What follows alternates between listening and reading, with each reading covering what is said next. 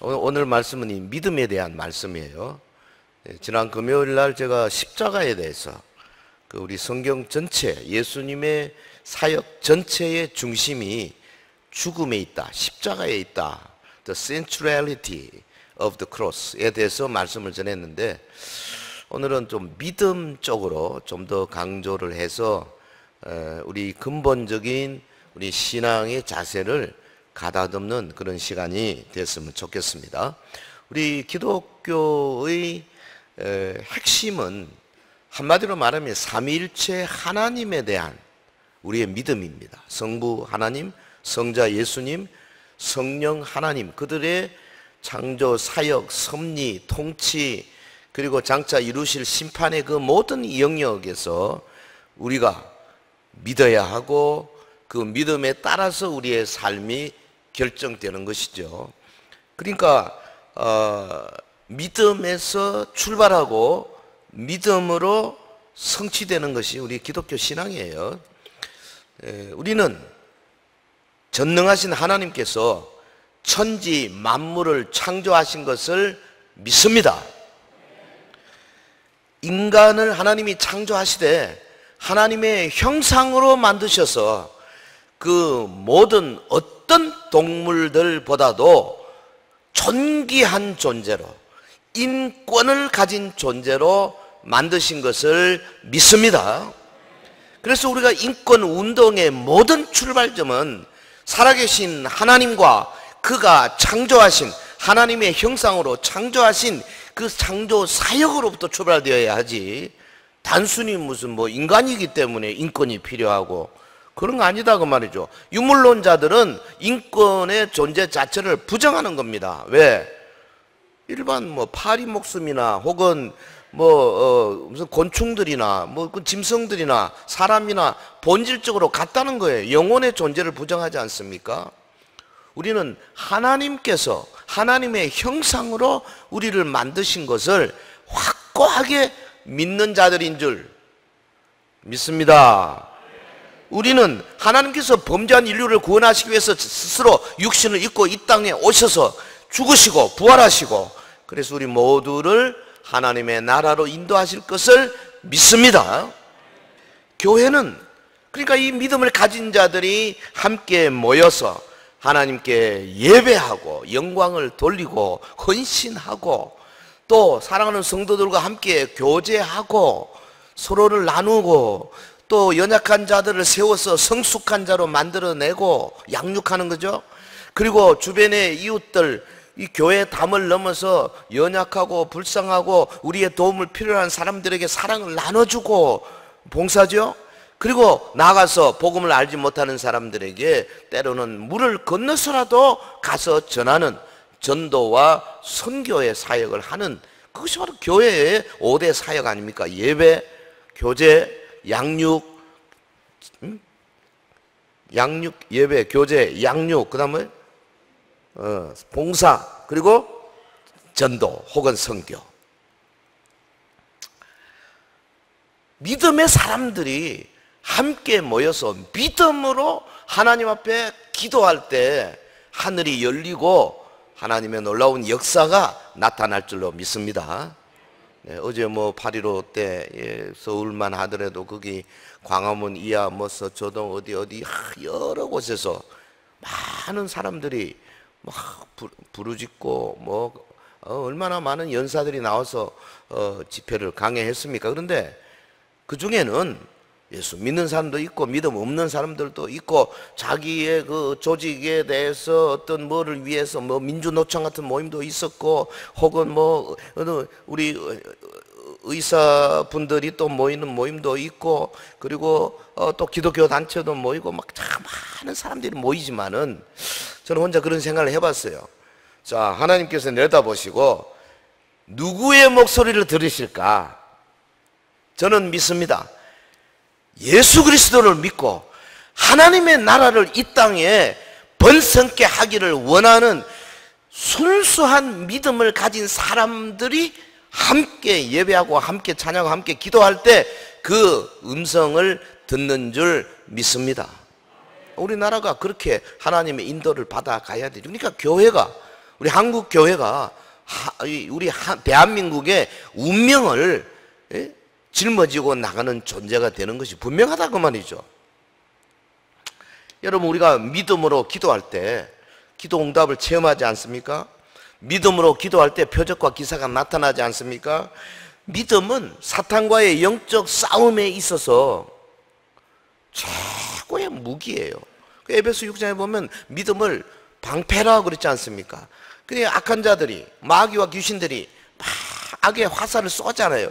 그 믿음의 방패로 탁탁 막아내는 거죠. 공격은 뭐로 합니까? 하나님의 말씀, 성령의 검, 곧 하나님의 말씀으로 싸워 이기는 거죠. 그러니까 믿음과 말씀 이 두 개가 같이 가야 되죠. 할렐루야. 자, 오늘이 믿음으로 성경에 보면 닫힌 문들을 열 수 있고 믿음으로 열린 문들을 닫을 수 있다. 성경이 그렇게 아주 묘하게 표현하고 있습니다.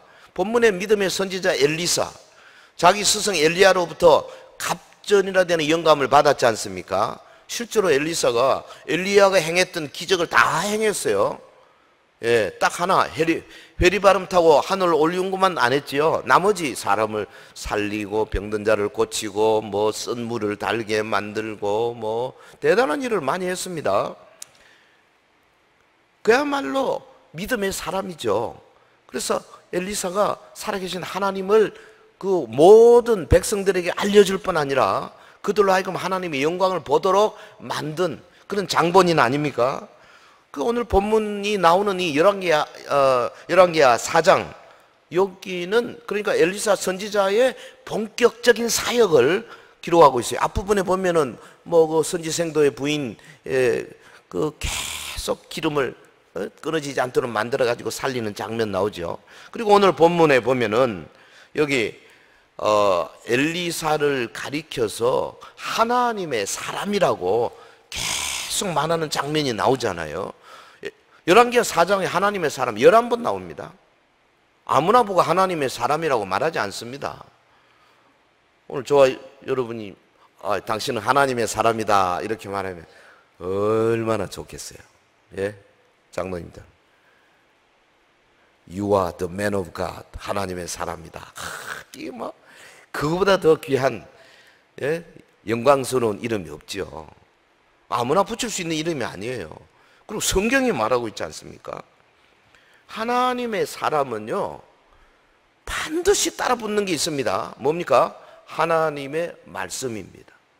하나님의 사람이 하나님의 말씀 없으면 하나님의 사람일 수가 없죠. 그러니까 하나님의 그 여기 이야기의 주인공은 하나님의 사람이죠, 엘리사. 하지만 그 조금 더 들어가 보면 핵심은 하나님의 말씀이에요. 성경은 사람을 높이지 않습니다. 성경은 언제나 하나님과 하나님의 말씀을 중요하게 한복판에 두고 있는 거 아니겠어요? 오늘 본문의 수넴 여인이 이 두드러지게 나타난 이유가 뭡니까? 그 하나님의 사람이 말하는 하나님의 말씀을 믿는 믿음, 이 믿음이 아주 독특했기 때문에 설교의 제목도 되고 혹은 성경에 이것도 한두 절도 아니고요 굉장히 길게 성경이 이 여인에 대해서 기록하고 있지 않습니까? 어마어마한 겁니다. 이 성경이 이만큼 기록이 있는 사람이 별로 많지는 않아요. 오늘 말씀을 통해서 이 여인이 평소에 어떤 믿음의 생활을 하고 있었는가, 또 그리고 그 믿음의 생활 때문에 어떤 복을 받게 되었는가. 근데 시련이 찾아옵니다. 어마어마한 시련이 왔을 때 어떤 믿음의 자세로 나갔는가. 그래서 하나님께서 어떻게 복을 주시는가, 이 부분을 좀 쭉 훑어내려가면서 가장 중요한 포인트 3개를 딱 잡겠습니다. 요즘 21세기 4차원의 시대에 4차 산업혁명 시대는요 정보 시대라 그러잖아요. 하나님의 말씀도 이 정보가 중요합니다. 여러 말씀이 많지만 첫 번째 하나님 말씀 정보를 제가 여인이 선지자의 예언대로 아들을 낳았다, 그걸 잡았습니다. 아들을 낳았다. 어떤 의미에서 그렇습니까? 어떻게 해서 아들을 낳게 됐는가? 이 여인이 하나님 나라 중심으로 어떻게 살았는가 하는 것과 아들 낳은 것과 연결되기 때문에 그렇습니다. 핵심적인 가치관, 여인이 가진 핵심의 가치관은 하나님의 나라에 있었어요. 그래서 그 가치관에서 우러나오는 행동이 뭐냐? 주의 종을 환대한 겁니다. 자, 본문 17절 보겠습니다.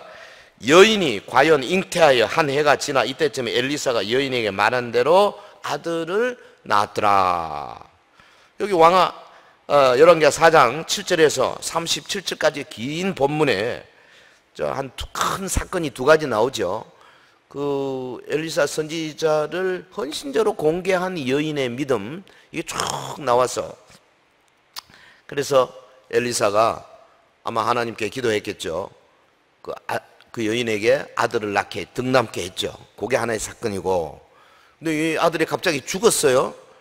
이 죽은 아들, 그걸 두고 여인과 선지자가 어떻게 믿음의 행동을 통해서 마침내 하나님께서 다시 살려주는 이 놀라운 사건을 경험하게 됐는가? 이 두 가지 점이 여기 잘 나타나 있습니다. 근데 여인이 그 엘리사를 환대하는 것이 단순히 주의 종을 환대했다, 그게 아니에요. 하나님 나라의 중요한 가치를 알고, 그래서 그야말로 하나님 섬기듯이 섬겼다. 그게 뭐가 나타납니까? 믿음입니다. 믿음. 여러분, 우리가 주님을 향한 강한 믿음을 가지게 있으면요, 이 믿음이 우리의 삶의 모든 영역에 나타나게 되어 있습니다. 믿음이 있으면요, 우선 제일 먼저 나타나는 게 뭐겠어요? 예배하는 것부터 나타납니다. 예배 자리에 빠질 수가 없어요. 믿음이 있으면. 믿음이 있으면 찬양하는 게 나타납니다.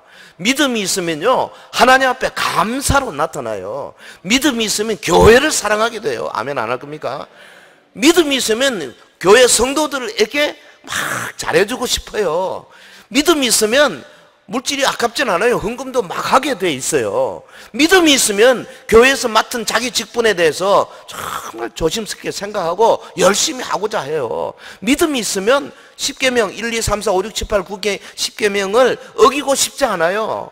믿음이 있으면 성경을 자꾸 읽고 싶고, 믿음이 있으면 하나님 나라가 얼마나 중요한지를 아주 절실하게 깨닫는 겁니다. 그래서 내가 하는 일이 하나님께 도움이 되나 안 되나, 하나님께 영광이 되나 안 되나, 믿음이 있고 없고는 우리가 무슨 현미경으로 우리 속에 믿음이 있는가 살펴볼 수 있는 게 아니라 우리의 생각, 말, 행동으로 드러나게 되어 있는 거죠.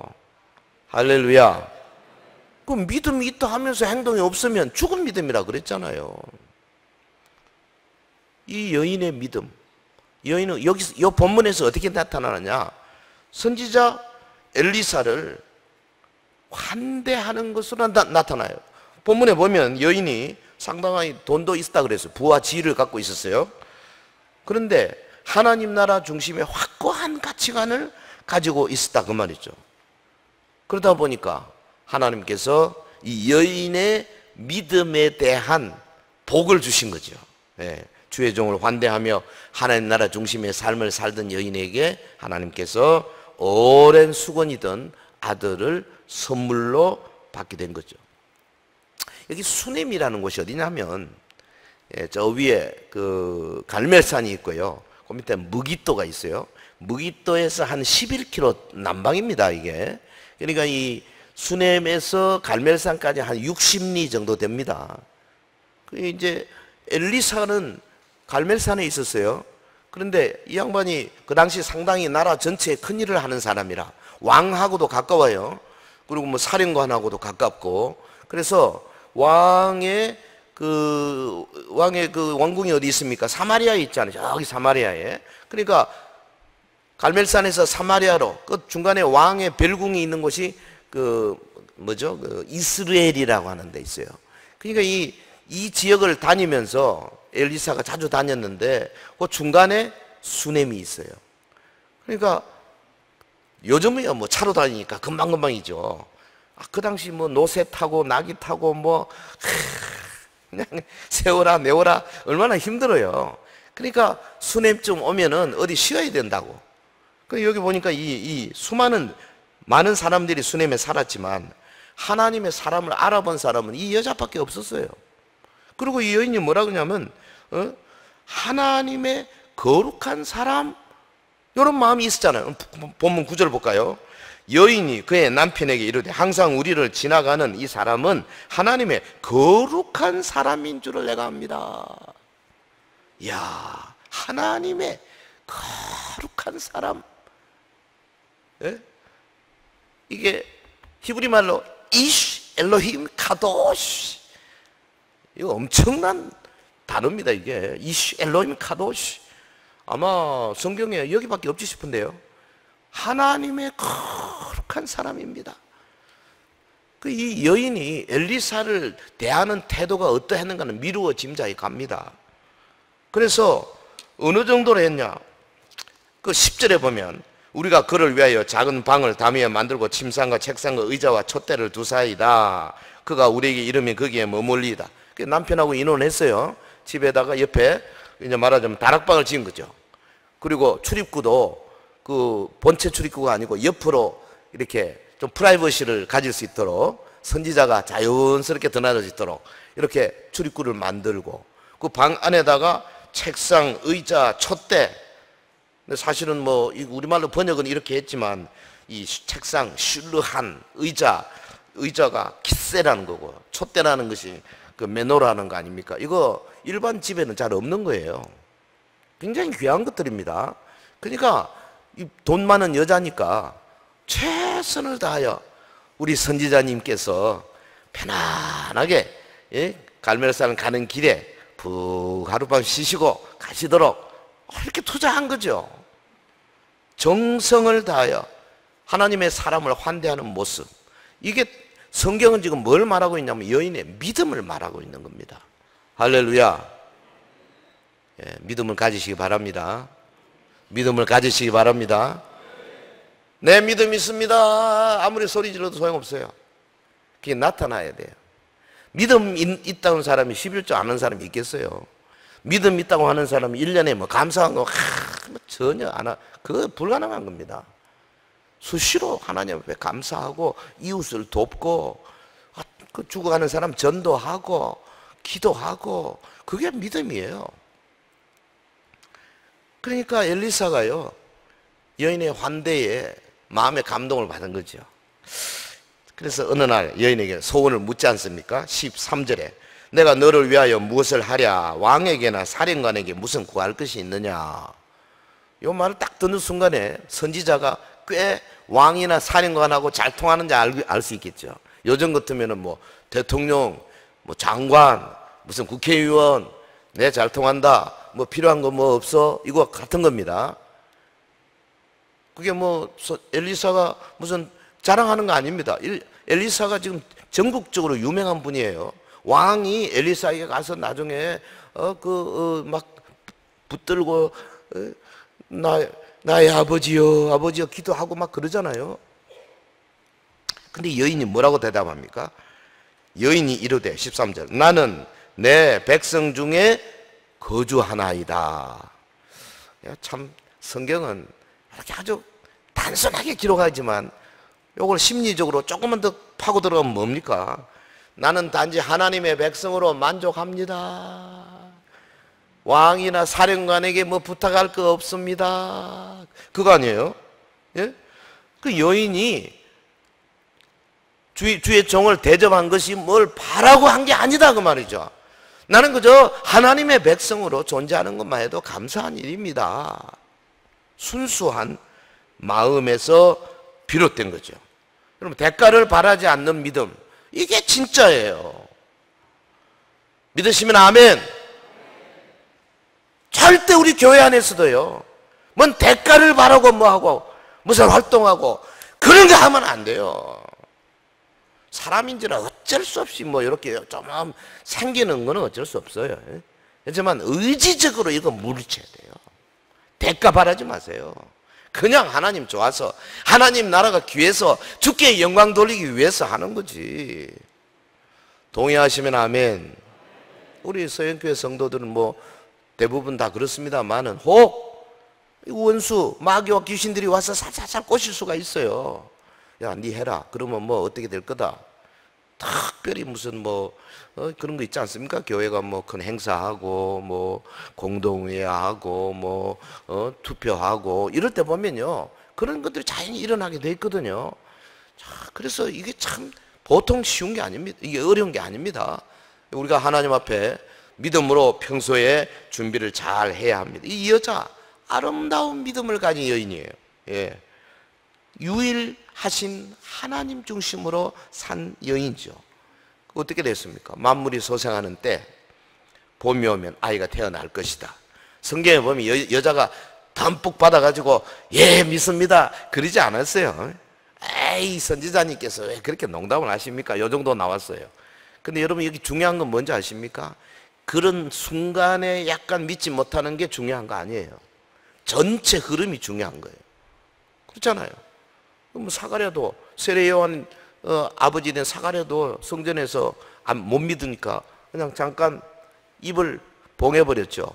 그래서 세례 요한은 역시 하나님의 예언대로 태어나지 않습니까? 마찬가지 여기서도 때가 되었을 때 하나님께서 아들을 주시는 거죠. 핵심은 뭐냐? 평소의 삶을 통해서 하나님 나라 중요하다는 걸 깨닫고 그게 투자하시라 그 말이에요. 쓸데없는 거 말이죠. 엉뚱한 데다가 막 어떤 감정적인 데다가 막 어떤 세상적인 데다가 여기에다 우리 그리스도인들이 우리의 힘과 정력을 소비할 것이 아니라 하나님의 나라, 하나님의 영광, 예수 그리스도의 영광을 위한 일에 투자해야 된다고 말. 할렐루야. 예수님도 그랬잖아요. 마태복음 10장 42절. 또 누구든지 제자의 이름으로 이 작은 자 중 하나에게 냉수 한 그릇 주는 자 내가 진실로 내기르니 그 사람이 결단코 상을 잃지 아니한다. 할렐루야. 말씀하셨잖아요. 저와 여러분에게 개인적으로 주시는 소망의 말씀이 되기를 주의 이름으로 축원합니다. 자, 첫 번째 하나님의 말씀 정보, 그 믿음으로 하나님 나라 위에 살면서 결국은 아들을 얻기까지 된 사건입니다. 자, 두 번째 말씀 정보가 쭉 긴 이야기 가운데 어디에 있느냐? 지금 아들이 갑자기 죽었어요. 그 죽은 아들을 눕혀두고 문을 닫고 아무도 말하지 않고 남편에게도 이야기도 아니하고 갈멜산 60리 밖에 있는 선지자에게 막 달려간 겁니다. 물론 뭐 노새를 타고 갔겠죠. 요 장면 거기 21절 22절 우리 같이 한번 읽어봅시다. 시작. 그의 어머니가 올라가서 아들을 하나님의 사람의 침상 위에 두고 문을 닫고 나와. 그 다음 내가 하나님의 사람에게 달려갔다가 돌아오리다. 예. 무서운 시련이 다가온 거죠. 아니 하나님이 주신 아들이요 갑자기 한 대여섯 살 됐을 때 하지 않습니까? 아버지와 함께 추수 때 밖에 나갔다가 아이고 내 머리야 머리야 하다가 다 죽어가는 거죠. 그래 어머니가 그 아들을 안고 죽어가는 아들을 내려다 볼 때 참 착잡한 심정이 얼마나 대단했겠습니까? 예? 노년에 얻은 자식이 자신의 품 안에서 죽어가는 모습.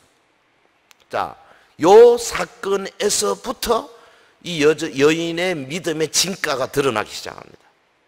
지금 요 사건을요, 어떤 사람들은 지금 우리에게 바로 대입해서 해석하는 사람들이 있던데요. 그런 거는 좀 곤란합니다. 뭐 여기 아들을 살린 것처럼 오늘도 죽은 아들을 살린다 이런 차원이 아니고요. 구약의 요때 지금 선지자를 통해서 아들을 살린 이 사건, 이것이 오늘 우리에게 어떻게 적용이 되는 게 좋으냐? 정말로 힘든 일을 당했습니다. 시련을 맞이했습니다. 그때 우리가 포기하지 아니하고 하나님을 꽉 붙드는 아주 철저한 믿음의 자세가 필요하다. 그쪽으로 이 성경 말씀 우리에게 적용해야 될 것입니다. 여기 보십시오.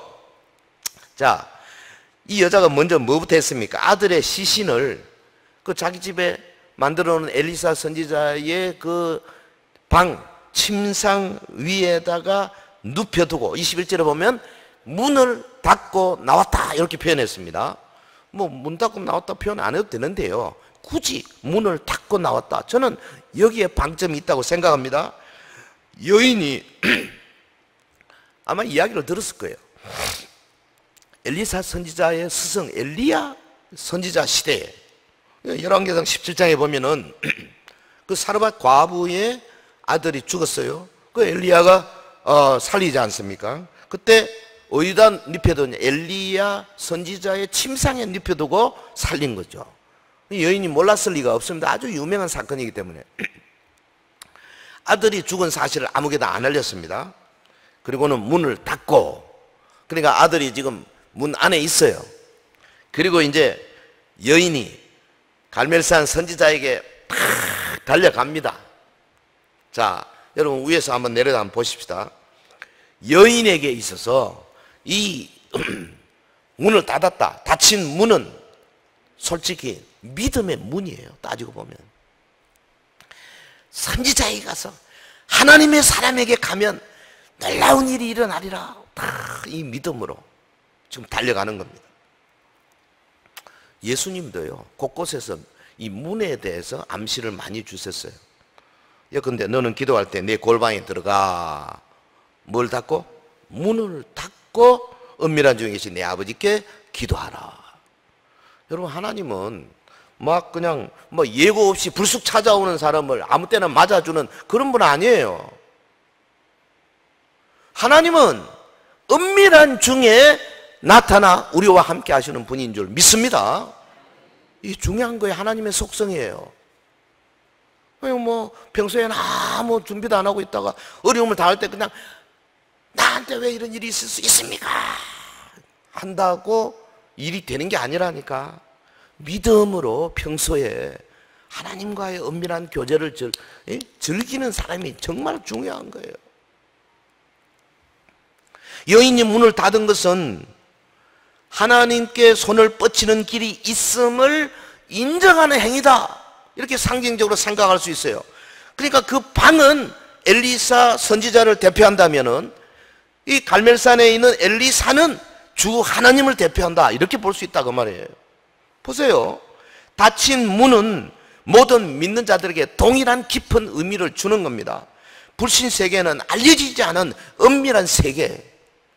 하나님은 그때나 지금이나 닫힌 문 뒤에 기다리고 계시고, 우리는 그 문을 열 수 있는 열쇠, 곧 믿음을 가지고 있는 거예요. 믿음으로 문을 열고 나가서 은밀한 중에 계신 하나님을 만날 수 있어야 되는 겁니다. 할렐루야. 오늘 우리 현대교회 성도들이 이 은밀한 중에 계시는 하나님을 만날 수 있는 믿음의 키, 이거 가지셔야 돼요. 이 키가 있는 분과 없는 분은 신앙생활에 어마어마한 차이가 있습니다. 없는 분은요, 조금만 바람 불면은 획가닥 넘어져요. 왜 저러지? 할 만큼. 여기 여인 보세요. 60리나 떨어진 갈멜산을 향해서 달려가는데, 나귀를 제쳐가는데 아들이 죽는 비극을 맛본 후에도 원망하지 아니하고요, 엘리사 선지자를 보고 하나님의 사람이라고 여전히 부르고 있잖아요. 보통 사람들 같으면 막 원망하고 말이에요. 뭐 어마어마하게 하냐. 하나님 사람이 어디 있어요? 아마 멱살 잡지 아마. 믿음이 이런 겁니다. 여러분, 우리가 믿음이에요.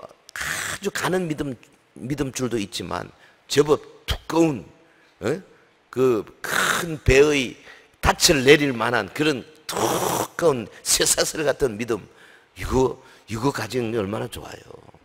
그 뭐 아무도 끊을 수가 없는 거죠.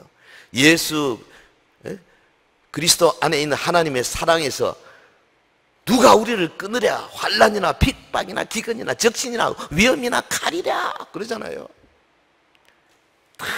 튼튼한 믿음의 줄을 이거 어떻게 평소에 말씀으로, 기도로, 예배로, 성도의 교제로 계속 키워나갈 때 어느덧 강력한 믿음, 다니엘의 사자굴에 들어갈 만한, 사드락 메삭 아베느고가 7배나 더 뜨거운 불못불에 들어갈 만한 강력한 믿음의 줄을 갖게 되는 거죠. 할렐루야. 그리고 종말이 가까이 오지 않습니까? 이제 그때요 적그리스도 세력이 날뛰고 뭐 666 짐승표를 받니 마니 이런 세대가 오면, 옛날에 우리 일제시대 때 신사 여기다 태양신 걸어놓고 다 예배하기 전에 절하고 경배하고 예배 드리시오 하니까 한국교회 99%가 다 절하고 했잖아요. 왜? 믿음의 튼튼한 밧줄을 준비를 못했으니까. 우리 뭐 그 시대가 아니었기 때문에 큰 소리 치긴 합니다만, 우리도 그때 있었으면 어떻게 될까? 사실 좀 조바심은 나긴 나요. 하지만 믿음을 키우셔야 돼요. 여러분 보십시오. 여인이 막 달려가서 엘리사에게 가까이 오는데요, 엘리사가 내다봅니다. 저 여자가 왜 저리 빨리 막 사정없이 오지? 보통 때는 엘리사가 어떤 존재입니까? 굉장히 신적인 예언의 능력이 있는 사람 아니었어요? 나만이 올 때 이미 딱 알아봤지 않습니까? 그리고 와서 요단강 가서 뭐 7번 목욕하시오. 게하시가 살가만히 나만 뒤따라가가지고 돈 은금을 받을 때 엘리사는 자기 방에 앉아가지고 다 알았습니다, 그거. 근데 요때는 보면, 성경에 보면 여자가 왜 저리 급하게 오지? 하나님이 나에게 그 여인의 사정을 안 알려주신다 그러잖아요. 여러분, 하나님이 안 알려주시면 엘리사나 엘리야도 모르는 겁니다. 여기 지금 뭘 말하고 있습니까? 그 여자가 기댈 만한 초자연적인 어떤 연결고리도 없는 상태예요. 그러니까 여인의 믿음이 얼마나 크냐 하는 거 알 수가 있어요. 저는요 좀 그런 생각이 듭니다. 지나간 수십 년 동안 신앙생활을 하면서요, 진짜 믿음이 필요할 때가 몇 번 있었어요. 그때 포기할까 말까 그럴 때가 있었습니다. 근데 제가 그때 어떤 생각을 가졌었느냐 하면은, 이걸 택하고 하나님께서 나를 죽이시면 죽겠다 이러고 택한 적이 있어요. 근데 죽이시지는 않더라고. 그게 저는 굉장히 그런 체험을 하면서요, 믿음이 쑥 성장하는 걸 봤어요. 여러분에게 다 그런 때가 있습니다. 그리고 앞으로도 올 거예요. 그 각자가 다 다르기 때문에 뭐라고 말을 할 수 없지만, 이 말씀을 잘 생각하면서요, 정말 어려운 시련이 왔을 때 끝까지 주님을 놓지 않고 붙드는 자. 할렐루야. 베드로처럼 막판에 가서 가야바의 뜰에 가서 3번씩 모른다고 부인하지 말고 끝까지. 사도 요한의 제자 폴리갑이 86세나 되어가 잡혀가지고 너 한 번만 예수 모른다고 한마디만 하면 풀어줄게. 폴리갑이 하는 말이, 내가 86년 동안 주님의 도움을 받았는데 내가 이 나이에 대해서 어떻게 주님을 모른다고 할 수 있습니까? 말 한마디 하고 그대로 그 불 가운데로 다 태워서 죽임 당하는 순교하지 않습니까? 그 죽으면 죽으리라 까지 가는 이 믿음, 이게 진짜 믿음이에요. 저는 여러분이 그런 믿음을 갖기를 충심으로 권면합니다. 할렐루야. 자, 이제 다음 단계입니다. 3번째 단계. 요게 이제 말씀 정보가, 첫 번째 이제 그 아들 낳았죠. 두 번째 시련 속에서 놀라운 믿음을 발휘하죠. 세 번째 살아난 아들을 안고 나오는 장면입니다. 예. 요건 뭐예요? 안고 나올 때 문이 열리죠. 열려진 문입니다. 이게 믿음의 응답이에요. 여러분, 우리 앞에 닫혀진 문이 쫙 열리면서 응답되는 놀라운 그런 일들을 맛볼 때, 그때가 예수 믿는 제대로 된 기쁨을 경험하는 그런 때 아니겠습니까? 37절에 보면 여인이 들어가서 엘리사의 발 앞에서 땅에 엎드려 절하고 아들을 안고 나가니라. 여기 이야기의 절정이죠. 아들이 죽은 사실을 엘리사가 들었지 않습니까? 그러면 이제 거기서 60리까지 또 내려가야 되거든요. 그리고 엘리사는 나이가 많잖아요. 그래서 좋은 게하시한테 네가 먼저 가라. 그 지팡이를 주고 가라 그러는데, 여인은 게하시를 믿지를 않았어요. 선지자께서 같이, 하나님의 사람이 같이 가셔야 합니다. 억지로 붙들고. 그래서 할 수 없이 이제 엘리사가 같이 간 거예요. 게하시가 먼저 가서 뭐 지팡이를 놨고 해봤지만 고침받지를 못했죠. 그리고 이제 보십시오. 여기 엘리사가 그 집에 도착합니다. 32절. 엘리사가 집에 들어가 보니 아이가 죽었는데, 죽었습니다. 아이가 자기의 침상에 눕혔는지라. 이제 닫힌 문 아닙니다. 이제 거기서 영적인 싸움이 시작하는 거죠. 예. 들어가서는 문을 닫으니 두 사람뿐이라. 엘리사가 여호와께 기도했는데 낫지는 않았어요. 살아나지는 않았습니다. 다시 시도합니다. 아이 위에 올라 엎드려 자기 입을 그의 입에, 자기 눈을 그의 눈에, 자기 손을 그의 손에 대고 그의 몸에 엎드리니 아이의 살이 차차 따뜻하더라. 그렇지만 이 자연스러운 온기가 뭐 약간 따뜻해지는 것 같지만 생명을 주지는 못합니다. 생명은 하나님이 주시는 거예요. 실패한 거죠. 그리고 이제 엘리사가 가능한 모든 것을 다 했지만 안 돼. 내려왔습니다. 엘리사가 내려서 35절 집안에서 한번 이리저리 다니고 다시 아이 위에 올라 엎드리니 아이가 7번째 재게하고 눈을 뜨는지라. 할렐루야. 선지자 엘리사도요, 이럴 때 믿음이 쏙 커지는 거예요. 선지자도. 여인은 말할 것도 없고요. 여러분 보세요. 닫힌 문 안으로 아무도 들어오면 허용하지 않았습니다. 그리고 하나님 앞에 기도하면서 아이 위에 엎드리고 간절하게. 그리고 이제 아이가 살아났습니다. 비로소 여인을 부릅니다. 여인이 들어옵니다. 37절. 여인이 들어가서 엘리사의 발 앞에서 땅에 엎드려 절하고 아들을 안고 나가니라. 요 37절. 이것은 죽은 자의 방 밖으로, 그리고 선지자의 방 밖으로 나오는 겁니다. 굳게 닫혔던 문이 열려졌습니다. 열려진 문은 다른 말로 하면 믿음의 응답입니다. 이거 뭘 상징합니까?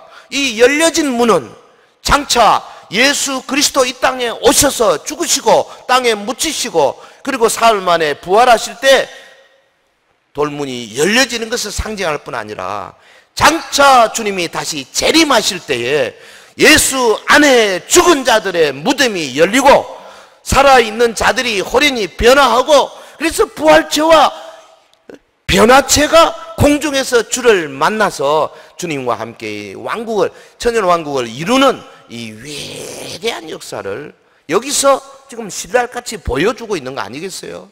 성경은 모든 것이 다 연결되어 있는 겁니다. 사랑하는 성도 여러분, 우리는 하나님께서 여기 지금 수넴 여인 가정에 베푸신 은혜의 형태를 조금 생각할 필요가 있어요. 제일 먼저 뭐부터 하셨느냐 하면, 먼저 위대한 생명의 선지자를 그 집에 보내셨어요. 그러니까 이제 그때에 이 집에서 선지자를 영접하지 않았으면 끝나버린 거죠. 환대했습니다. 그래서 거기에 유하게 됐잖아요. 그리고 예언의 말씀을 주시잖아요. 그리고 아들을 받지 않습니까? 그리고 이 가정의 신앙 성숙을 위해서 아이를 잠시 가져가셨어요. 그리고 다시 보내주시면서 이 가정에 어마어마한 믿음의 축복을 주시는 겁니다. 저는 그렇게 생각합니다.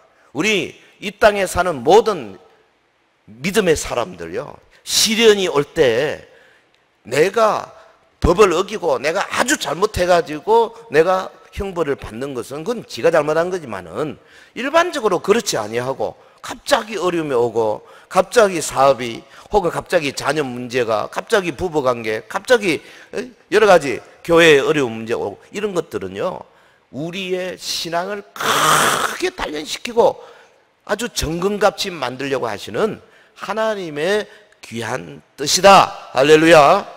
그렇게 우리가 알아야 합니다. 지난번에 이야기했죠. 베드로전서 1장 7절. 너희 믿음의 시련이 불로 연단해도 없어질 것보다 더 귀하여 예수 그리스도에 나타나실 때에 칭찬과 영광과 존귀를 얻게 하려 하십니다. 성경이 말하고 있지 않습니까? 여인은 하나님을 믿었기 때문에 아들의 죽음을 받아들이지 않았습니다. 그래서 선지자에게 달려가면서 하나님만 믿고 그 60리를 나귀를 타고 가면서 어떤 생각을 했겠습니까? 오직 주님, 요즘 우리 같으면 오직 예수, 오직 예수님, 오직 예수님, 오직 예수님. 나는 예수님밖에 없습니다. 주님밖에 없습니다. 말씀밖에 없습니다. 하나님의 나라밖에 없습니다. 이런 믿음 아니겠어요? 아니, 주님이 그런 믿음으로 나오는 사람을 외면하시겠어요? 절대 외면 안 하십니다. 여러분, 설령 안 되더라도 마지막 순간까지 그렇게 하시고 그냥 끝을 내십시오.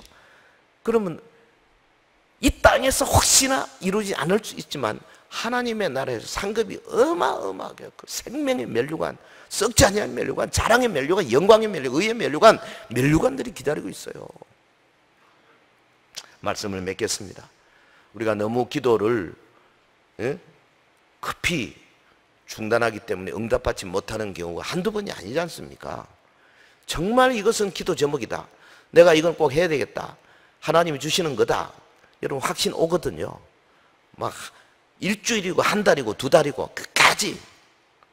어거스틴의 어머니 모니카는 20년 기도했다 그러잖아요. 아들이 막 만이교에 빠지고 뭐 기생하고 빠지고 사생아도 낳고 막 이런데도 계속 기도해가지고